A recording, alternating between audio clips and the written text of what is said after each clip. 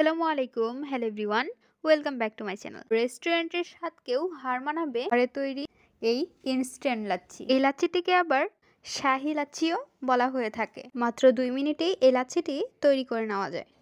চলুন কথা না বাড়িয়ে রেসিপিটি দেখে নেওয়া যাক। বিসমিল্লাহির রহমানির রহিম। নিয়ে নিচ্ছি কলা। 2টি কলা দিয়ে আমরা এই লাচ্ছিটি তৈরি করব। নিয়ে নিচ্ছি টক দই। টক দইটি দিয়ে দিচ্ছি ব্লেন্ডারের মধ্যে। টক দইগুলো দিয়ে দিচ্ছি। এর মধ্যে টক দই দেওয়ার পর আমরা অ্যাড করে দেব 1 কাপ চিনি। চিনিটি দিয়ে দেওয়ার পর এর মধ্যে দিয়ে দিব জাল করে রাখা লিকুইড দুধ।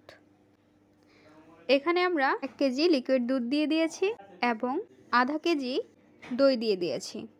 এখন ব্লেন্ডারে ভালোভাবে ব্লেন্ড করে নিচ্ছি। দিয়ে দিচ্ছি আইস। বরফগুলো দিয়ে দেওয়ার পর আবারও ব্লেন্ড করে নিতে হবে। ভালোভাবে ব্লেন্ড করে নেওয়ার পর আমরা পরিবেশন করে নেব। 2টি গ্লাসের মধ্যে লাচ্ছিটি নিয়ে নিচ্ছি। লাচ্ছিটি ঢেলে দেওয়ার পর আমরা আমাদের মতো করে সাজিয়ে পরিবেশন করে নিচ্ছি।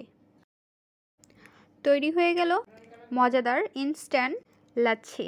এইভাবে লাচ্ছি তৈরি করলে খেতে ভীষণ মজাদার হয়ে থাকে এবং সারাদিনের ক্লান্তি দূর করে থাকে এই লাচ্ছি।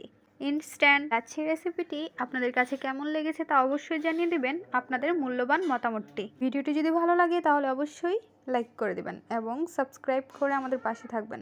আজকের পর্বে আমরা এখানে বিদায় নিচ্ছি গাইস। আসসালামু আলাইকুম, ভালো থাকবেন সবাই, আল্লাহ হাফেজ।